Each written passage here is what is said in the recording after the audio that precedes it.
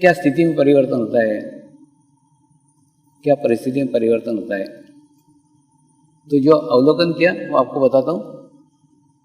जिस प्रकार से हम व्हाट्सएप या एसएमएस भेजते हैं, तो एसएमएस और व्हाट्सएप एक सैटेलाइट के द्वारा एक फोन से दूसरे फोन तक पहुंचते हैं, यानी सैटेलाइट के माध्यम से आकाश से संदेश एक स्थान से दूसरे स्थान तक पहुंच सकते हैं।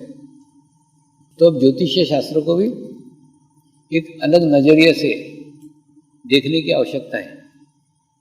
वहाँ के ग्रहों की, वहाँ के प्रभाव का मनुष्य के शरीर के ऊपर भी प्रभाव पड़ सकता है।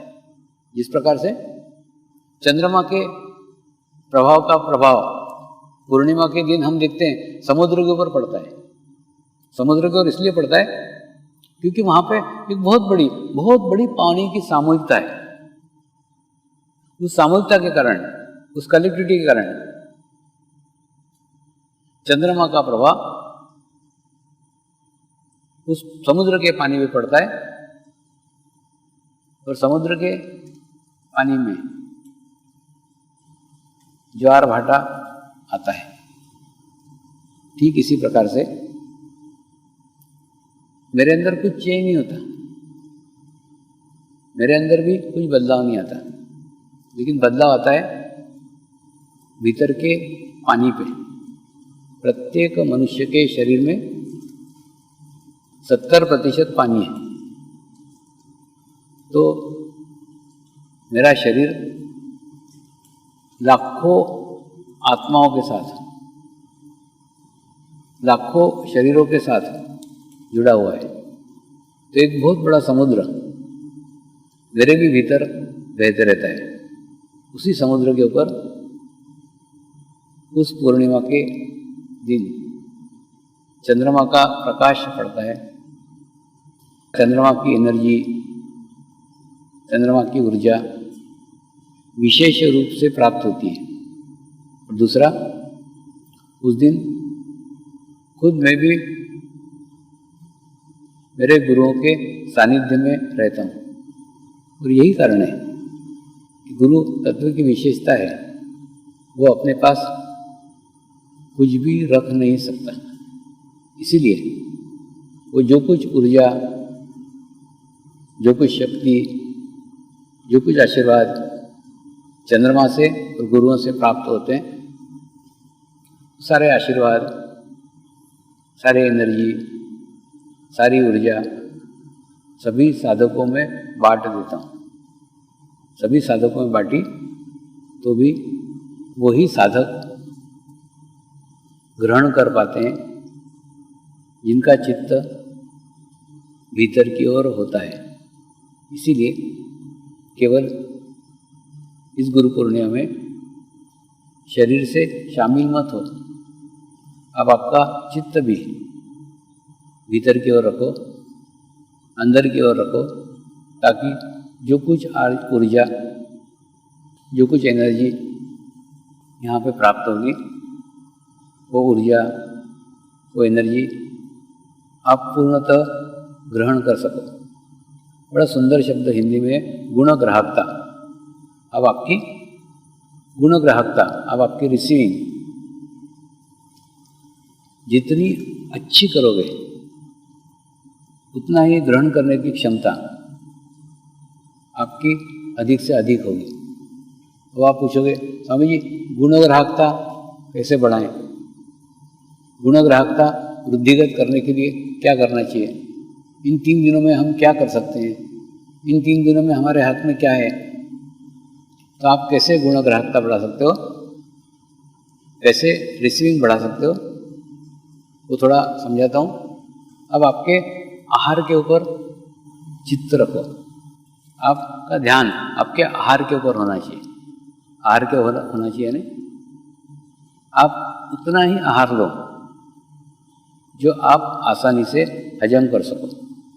अत्यधिक आहार लेने के बाद में अगर आपको नींद आने लग गई है, आपसे चला नहीं जा रहा है, आपको सुस्ती आ रही है, इसका अर्थ है शरीर की आवश्यकताओं से अधिक आपने अन्न ग्रहण कर लिया है और अन्न ग्रहण करने के बाद में आपके शरीर की सारी ऊर्जा को, सारी शक्तियों को उस अन्न को हजम करने में खर्च हो रही है, तो कोई शक्ति, कोई ऊर्जा आपकी बची नहीं रही है जो आपको अंतर्मुखी जाने के लिए, जो आपको भीतर जाने के लिए बची रहे। तो उतना ही भोजन करो, उतना ही भोजन करो जितना आप आसानी से हजम कर सको। और उसके बाद में आपको सुस्ती नहीं आना चाहिए, आपको नींद नहीं आना चाहिए, आप आराम से घूम फिर सकते हो, इतना ही भोजन करो। दूसरा, केवल आहार के अंदर भोजन ही नहीं है, आपके कान भी आहार करते हैं। कान आहार करते हैं। इन 3 दिनों के अंदर आप केवल उतनी ही बातें सुनो जितनी बातें आपके आध्यात्मिक प्रगति में सहायक है। कोई साधक आकर के कुछ फालतू बातें करने लग गया तो वहाँ से चले जाओ, या उसको बोलो तुम मेरा चित्त मत खराब करा, तो तुम वो बातें सुनो ही मत। एक अच्छा शुद्ध आहार लो, जिस प्रकार से क्या खाना है ना वो अपने हाथ में है। अच्छा खाना अपने हाथ में, खराब खाना अपने हाथ में, अपने ऊपर निर्णय करते हैं, कोई अपने मुंह में ठूसता नहीं है। उसी प्रकार से क्या सुनना है ये भी आपके हाथ में। अब अच्छी बातें सुनो ना, कोई अच्छे अनुभव बता रहा है, कोई अच्छे एक्सपीरियंस बता रहा है, सुनो उसको।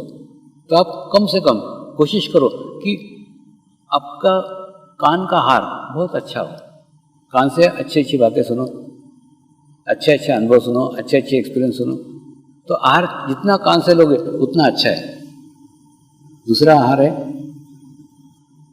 मुंह का भी आहार है। आप कम से कम बात करो, जितनी कम बातें करोगे, जितने मौन में रहोगे। स्पेशली साधिकाओं से मेरा कहना है, खूब बातें करते हो, बात करने के बाद क्या होता है, जो ऊर्जा प्राप्त होती है, जो एनर्जी प्राप्त होती है, वो अंतर्मुखी यूज ही नहीं होती, उपयोग नहीं होती। क्यों? क्योंकि आप बोल करके सब निकाल देते हो। तो कम से कम बात करो ना। मैं ये नहीं कहता कि कंपलसरी 3 दिन तक एकदम मौन में ही रहो, ऐसा भी नहीं कह रहा हूँ। कोई भी बंधन नहीं है, कोई भी जबरदस्ती नहीं है, लेकिन जितनी आवश्यक है उतनी बात करो। अच्छा, आप अच्छा कोई एक्सपीरियंस सुना रही है, आप अगर आपकी अच्छी कोई अनुभूति सुना रही है तो अच्छी बात है ना, वो सुनने से आपको भी फायदा है और वो सुनने से दूसरे को भी फायदा है। वो एक अच्छी अनुभूति, आप समझ लो आप एक साधिका को सुना रही है, तो क्या होगा उससे, वो एक अच्छी अनुभूति पे आपका चित्त जाएगा, और जैसे आपका चित्त जाएगा तो क्या होगा, आपको एक अच्छी स्थिति अनुभव होगी। एक दूसरा, जिस साधिका को सुनाएगी उसको भी एक अच्छी स्थिति अनुभव होगी। तो अच्छा अनुभव शेयर करके तुम तुम्हारा भी भला कर रही हो, साधिका भी भला कर रही हो। तो ऐसे कर सकते हो ना। ये जो आज डायरी ये उद्घाटन हुआ ना, वो बहुत अच्छा है। मेरी बहुत दिनों से इच्छा थी कि एक ऐसी डायरी, आपकी निजी डायरी, पर्सनल, प्रत्येक की, बाप की अलग डायरी, माँ की अलग डायरी, बेटे की अलग, बेटी की, सबकी डायरी अलग अलग होना चाहिए। और प्रत्येक डायरी में तुम तुम्हारे अनुभव लिखो। जैसे गुरु पूर्णिमा है, घर से कैसे छुट्टी मिली, कैसे आना हुआ, कैसा, सब एकदम छोटी छोटी छोटी छोटी बातें कर करके धीरे धीरे। अब जैसे मैंने हिमालय के समर्पण में लिखा, कहाँ गया, कौन मिला, क्या, ये सब ये मेरी डायरी है। ऐसी एक पुस्तक आप लिखो ना कि एक गुरु पूर्णिमा है, किस किस से मिले, किससे बात की, क्या क्या कहा, क्या क्या, सब छोटी छोटी बातें लिखो। ऐसा नहीं है, जब कभी आप जीवन में किसी कठिन परिस्थिति में होंगे, किसी खराब स्थिति में होंगे, किसी बुरे माहौल में रहेंगे, यही डायरी आपको मार्गदर्शन करेगी। उस दिन जिस समय डिस्टर्ब लग रहे हैं तुरंत सुनो, फिर से पढ़ना चालू करो कि गुरु पूर्णिमा हम गए थे, क्या क्या हुआ था, क्या, जैसे आपका चित्त गुरु पूर्णिमा पे जाएगा, अच्छे अनुभव पे जाएगा, अच्छे एक्सपीरियंस पे जाएगा, तो आपको एक अच्छी स्थिति फिर से प्राप्त होगी। जो बाहरी माहौल है, बाहरी वातावरण है, उस वातावरण से निकलने के लिए आपको भीतर से ही ऊर्जा प्राप्त होगी, भीतर से ही स्थिति प्राप्त होगी। तो उस डायरी में आप आपके अनुभव लिखो ना, खुद के अनुभव, खुद के एक्सपीरियंस। देखो, जब अपन अपने अनुभव को बताते हैं ना, अपना एक्सपीरियंस बताते हैं, तो सत्य रहता है। तो सत्य जब भी बोलते हैं तो सत्य के अपने एक निजी वाइब्रेशंस रहते हैं।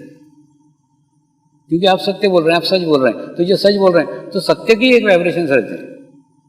तो उसी प्रकार से जैसे आप सत्य घटना है उसको अतिरंजित करने की आवश्यकता नहीं है।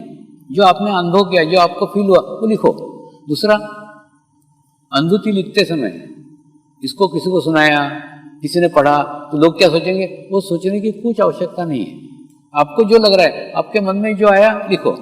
अब मैं कोई आपको बताता हूँ, कुछ सोच करके थोड़ी बताता हूँ कि आज जाकर के वहाँ ये बताऊँगा, आज उनको जाकर ये कहूँगा, ये बातें कुछ नहीं कहता मैं। सिर्फ मेरे को जो हृदय में आता है, आपको मिलकर के जो लगता है कि अरे इनको ये बताना चाहिए, बताना चालू कर देता हूँ। कोई प्लानिंग नहीं, कोई योजना नहीं। हाँ, दूसरा, मैंने बोलने के बाद में तुम क्या सोचोगे ये भी मैं विचार नहीं करता। तुम्हारा सोचना तो तुम्हारा स्तर के ऊपर रहेगा ना, मेरा बताना मेरे स्तर के ऊपर रहेगा। उसी प्रकार से अब आपके डायरी में जो अनुभव आया वो अनुभव वैसा का वैसा ही लिख डालो, और लिखने के बाद में वही आपके जीवन में एक दीवा दांडी का काम करेगा, वही पथ प्रदर्शन करेगा। तो एक डायरी के अंदर खूब सुंदर कार्य आप कर सकते हो।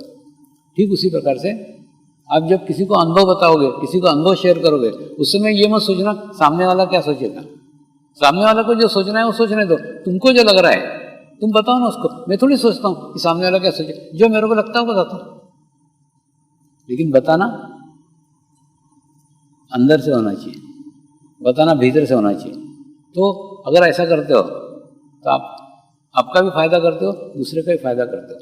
तो आज मुंह से भी अच्छा आहार ग्रहण करो, दूसरा कान से भी अच्छा आहार ग्रहण करो।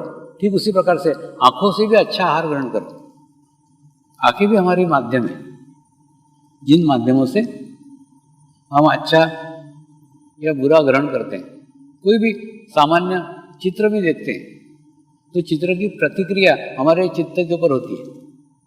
अभी एक्सपेरिमेंट चल रहे हैं, प्रयोग चल रहे हैं कि दो लोगों के फोटो दिखाए गए, उसके बाद में जिस लोगों के फोटो को लोगों ने पसंद किया वो व्यक्ति चुनाव में जीत गया। तो कहने मतलब सिर्फ फोटो को देख करके भी एक वाइब्रेशंस पास होते हैं चित्त के ऊपर। अच्छा या मैंने उसी समय चित्त निर्णय कर लेता नहीं ये आदमी अच्छा होना चाहिए, नहीं ये आदमी बुरा होना चाहिए। एकदम मैंने तुरंत आप डिसीजन ले लेते हो कौन सा अच्छा कौन सा बुरा है। यानी प्रत्येक फोटो के, प्रत्येक चित्त के वाइब्रेशंस रहते हैं, वो आपको अच्छे या बुरे का निर्णय करने का करता है। उसी प्रकार से आप भी देखो ना, जिनको देख करके आपको अच्छा लग रहा है आप उनको देखो, जिनको देख करके आपको अच्छा नहीं लग रहा है उसको मत देखो। तो आंखों का भी आहार, आंखें भी आहार करती है, तो आंखों का भी आहार पे ध्यान दो कि आपका आहार आंखों से भी अच्छा होना चाहिए। आपका आहार भोजन अच्छा होना चाहिए, आपका आहार कानों से अच्छा होना चाहिए, आपका आहार बोली से अच्छा होना चाहिए, आपका आहार आंखों से अच्छा होना चाहिए। इस सभी प्रकार के आहारों पे अगर आप ध्यान देते हो तो 3 दिनों के बाद में आप अनुभव करोगे कि गुरु पूर्णिमा आपके जीवन में एक टर्निंग पॉइंट सिद्ध होगी।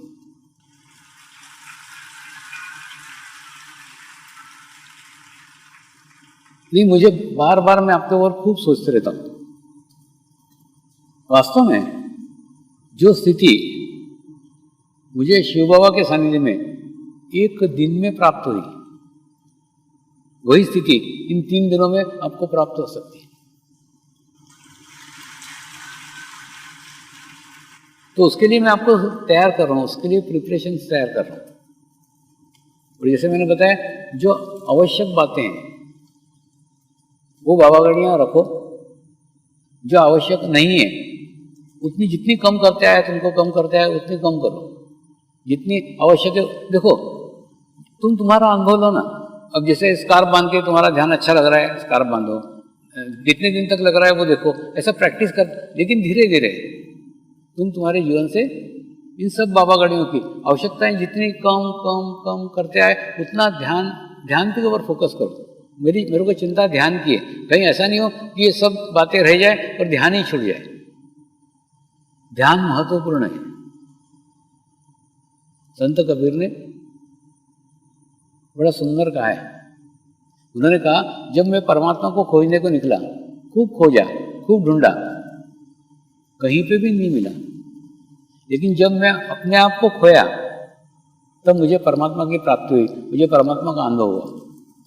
ठीक उसी प्रकार से जब तक आप आपके अहंकार को खोते नहीं है, आपके मैं के भाव को खोते नहीं है, तब तक परमात्मा की प्राप्ति, परमात्मा का अनुभव कभी नहीं हो सकता। अभी हाल ही में श्री गुरु शक्ति धाम गुरु दक्षिणा में से बनाने का निर्णय किया गया।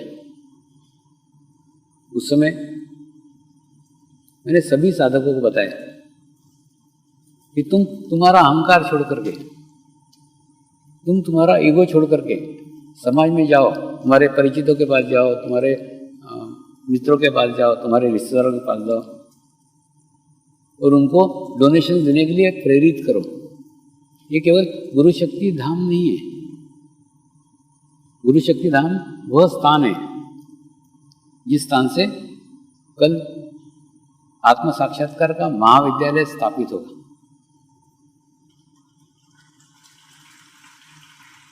आज से 50 साल के बाद, आज से 100 साल के बाद इन सब मंगल मूर्तियों पे रिसर्च होगी। इस मंगल मूर्तियों में क्या ऐसी ऊर्जा है, क्या ऐसी एनर्जी है जो आत्म साक्षात्कार दे सकती है। जैसे मैंने आपको बताया था कि मैं जब मुंबई में आया था तब आत्म साक्षात्कार का अनुभव किसी को भी नहीं था। तो लोग बोले ये क्या हिप्नोटिज्म कर रहे हैं, क्या कर रहे हैं मालूम नहीं। तो उस समय एक मुक्तानंद जी की साधिका थी, उसने लाके एक किताब ला करके दिखाई और उसने उस किताब में लिखा हुआ था कि कुंडली नामक एक शक्ति रहती है, उससे जब किसी जीवंत गुरु के सानिध्य में उसके मंत्र से, उसके स्पर्श से, उसके संकल्प से, उसके इच्छा से वो अगर जागृत होती है तो चित्त पे हमारा नियंत्रण हो जाता है और ध्यान खुद ब खुद लग जाता है। लेकिन उसमें ये कहीं नहीं लिखा था कि गुरु के चित्र मात्र से जागृति होती है। अभी चित्र मात्र से हो रही है। वीडियो शिविर से हजारों लाखों लोग जुड़ रहे हैं। कई देश ऐसे हैं जिन देशों में मैं कभी गया ही नहीं, वहाँ वीडियो शिविर से ही लोगों का आत्म साक्षात्कार प्राप्त हो रहा है। इसके आगे की स्टेप, इसके आगे की स्थिति, मूर्तियों के दर्शन मात्र से आत्म साक्षात्कार प्राप्त होगा, ये अगली स्टेप है। वो स्टेप घटित होने वाली है। आप पर प्रयोग करके देखो ना, किसी मित्र को, किसी सहेली, नहीं, वो प्रयोग करो। इसीलिए मैं तुमको डोनेशंस मांगने के लिए कह रहा हूँ, दान मांगने के लिए कह रहा हूँ। क्यों? क्योंकि समझ लो, आप आपके एक रिश्तेदार से 1000 रुपये डोनेशंस लिया गुरु शक्ति धाम के लिए, दूसरा क्लियर कट है ना कि उसके नाम से चेक लिया, डाल दिया। अच्छा, उसके बाद में जब डालेंगे ना तो कभी ना कभी तो आपको पूछेगा ना, क्यों तू मेरे से वो 1000 रुपये का चेक लेके गया था, वो काय के लिए लेके गया था, कौन सा गुरु शक्ति धाम है, कहाँ है। तो उसकी भी इच्छा होगी वहाँ आने की। आने के बाद में उसको भी अनुभूति प्राप्त होगी। ये ना गुरु शक्ति धाम नहीं है, ये एक माध्यम है जिस माध्यम से हम समर्पण ध्यान का फैलाव कर रहे हैं। इससे हजारों लाखों आत्माएं लाभान्वित होगी। वो आत्माओं को जोड़ रहे हैं, जोड़ने का माध्यम है। एक जिज्ञासा होगी ना उसको कि जिसने डोनेशन दिया जो साधक नहीं भी है और शायद भविष्य में कभी वो गुरु शक्ति धाम नहीं आए, लेकिन डोनेशन दिया तो उसका संबंध उस गुरु शक्ति धाम के साथ जुड़ जाएगा। जुड़ने के बाद में उसके ब्लेसिंग, उसके आशीर्वाद उसको भी प्राप्त होंगे और प्राप्त होने के बाद में उसके अंदर भी एक इच्छा जागृत होगी उस स्थान तक जाने की, उस स्थान के दर्शन करने की। तो ऑटोमेटिकली ये एक प्रकार का प्रचार प्रसार है जो आप वीडियो शिविर से नहीं कर पाए। देखो, गुरु शक्तियाँ हर दफ़े अपने अपने पैकिंग बदलते रहती है। जैसे जब ये बाबा धाम बना था ना नवसारी का, तब बहुत सारे अमीर लोग नवसारी के मुझे मिलने के लिए आए और मुझे बोले, स्वामी जी इतना बड़ा बाबा धाम आपने काय के लिए बनाया? मैंने बोला तुम्हारे लिए। तो बोले हमारे लिए? मैंने बोला और क्या, मैं इतने साल से वहाँ रह रहा हूँ, कभी तो मेरे को मिलने के लिए नहीं आए। मैं वहाँ आशाबाग में एक कमरे में रहता था, वहाँ मिलने को नहीं आए। इतना बड़ा बाबा धाम बनाया, तुम मेरे को मिलने को आए, तुम्हारे लिए तो बनाया। उनको मैंने कहा मैं तो एक शंख था जो नदी के, समुद्र के किनारे पड़ा हुआ था। छोटे बच्चे, इनोसेंट बच्चे उसके साथ खेलते थे, कोई लोग उस पर पैर रख के भी जाते थे। लेकिन जैसे ही चांदी का स्टैंड उसको दिया गया है, उसी प्रकार से शंख को जैसे ही पूजा घर में रखा गया है, लोग उसको पूजने लग गए। ठीक उसी प्रकार से जैसे ही बाबा धाम बना तो ऑटोमेटिकली वो लोग भी उसके साथ शामिल हो गए जो लोग समर्पण को जानते भी नहीं थे। तो वो एक माध्यम था पैकिंग बदलने का। जिस प्रकार से गुरु ने कहा है ना कि माल अच्छा है लेकिन पैकिंग खराब है, पैकिंग समयानुसार, समय के अनुसार बदलता है और बदलने के बाद में जो चेंज आता है, जो बदलाव आता है, वो बहुत बड़े बदलाव का प्रतीक है। बाबा धाम के पहले का प्रचार प्रसार और बाबा धाम के बाद का प्रचार प्रसार कितना चेंज है, कितना बदलाव है, आप देख लो। क्यों? क्योंकि समय के अनुसार गुरु ने पैकिंग बदल दिया।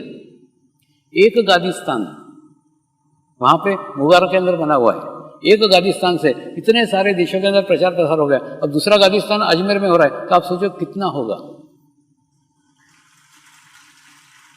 अजमेर में गादी स्थान का निर्माण हो रहा है।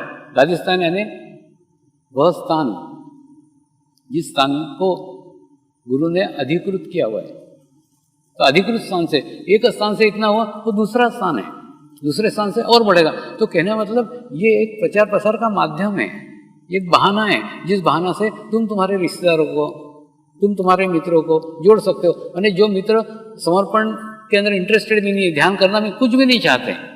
अच्छा, दूसरा आड़े क्या आता है मन में?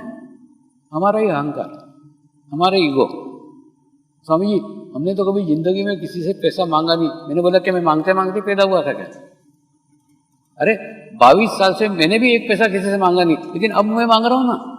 क्यों मांग रहा हूँ? क्योंकि मेरा उद्देश्य अच्छा है। मेरा उद्देश्य क्या है? इससे उन आत्माओं को जोड़ना जो आत्माएं अभी भी इससे लाभान्वित नहीं हुए। ये एक माध्यम है, ये प्रचार प्रसार का ही माध्यम है। आपको अभी नहीं मालूम पड़ेगा, आप प्रयोग करके देखो। जिन लोगों से डोनेशन लोगे, जिस लोगों से दान लोगे ना, एक दिन वो गुरु शक्ति धाम अवश्य आएंगे।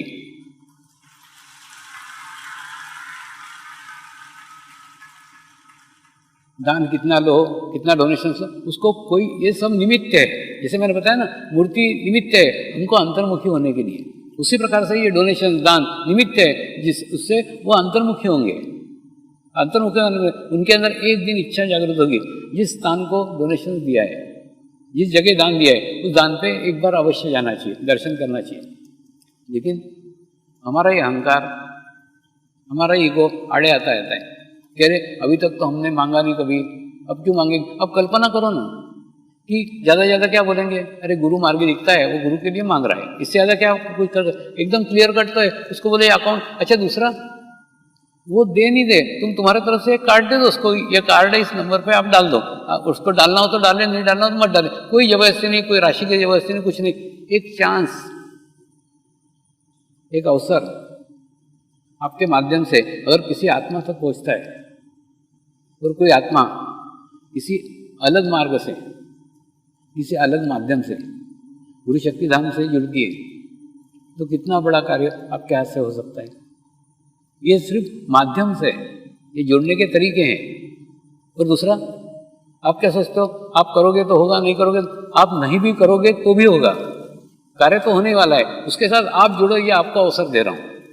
इसके अंदर कभी भी किसी भी कारण से शक्तियों का कार्य कभी नहीं रुकता, सदैव होते रहता है और होते ही रहेगा, कभी नहीं रुकेगा। लेकिन जिस प्रकार से अपन रहते हैं ना, छोटे बच्चों को अपन बचत करना सिखाते हैं, क्यों? उसके अंदर एक अच्छी बचत की भावना जागरूक होना चाहिए। उसी प्रकार से ये कि कहाँ पे किया जाना चाहिए, कहाँ करना आवश्यक है, वो बराबर मेरे को जब लगा तो मैंने आपको बताया। नहीं तो 22 साल में मैंने भी कभी कुछ पैसे का नहीं कहा। अब क्यों कह रहा हूँ? क्यों? क्योंकि उससे एक कई सारे लोग, कई सारी आत्माएं जुड़ने जा रही है। क्या होता है, जब कोई समय आता है ना, तभी वो आगे की रूपरेखा क्लियर होती है। एक बार मुझे याद है, जब पहली बार मैं विहाग भाई के साथ दीव गया था। दीव में जब गुजरात अंबुजा फैक्ट्री में जा रहे थे, तो उन्होंने, स्वामी जी अभी तो आप छोटा सा कार्यक्रम है आपका, लेकिन धीरे धीरे अगर बड़ा हो गया तो आप क्या शिष्य बनाओगे, क्या करोगे, ये प्रचार प्रसार कैसे करोगे? मैं बोला मैंने इसके बारे में कुछ सोचा नहीं। क्यों नहीं सोचा? मैंने, मेरा ये विश्वास था ये गुरु शक्तियों का कार्य है, जब समय आएगा समय के अनुसार वो निर्णय लेगी क्या करना चाहिए। ठीक उसी प्रकार से जैसे समय आया, जैसी स्थिति आई, ऑटोमेटिकली वीडियो शिविर का चालू हुआ और वीडियो शिविर के माध्यम से कितने सारे लोग जुड़ गए। तो जिस प्रकार से वीडियो शिविर के माध्यम से वो लोग भी जुड़े हैं, जो जुड़े, जो कभी मुझे मिले नहीं, मैं कभी उनको मिला नहीं, लेकिन वो लोग समर्पण ध्यान से जुड़े। ठीक मेरे शब्द याद रखो, वैसे ही ये डोनेशंस के माध्यम से, वैसे ही दान के माध्यम से लाखों लोग इस मार्ग के साथ जुड़ने को तैयार है। सिर्फ आपको वहां तक पहुंचने की आवश्यकता है, तो सिर्फ आपको माध्यम बनने का है। दूसरा, वो जुड़े नहीं जुड़े आपको उससे कोई लेना देना नहीं है। प्रश्न आपके प्रयत्न का है, आपके प्रयास का है, वो प्रयास करो। दूसरा, मंगल मूर्ति का दर्शन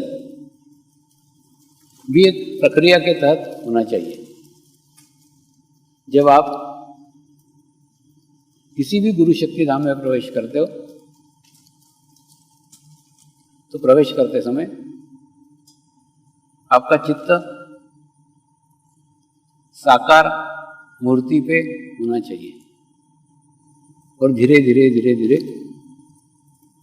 साकार मूर्ति माध्यम है, इसके माध्यम से आपके भीतर के परमात्मा तक,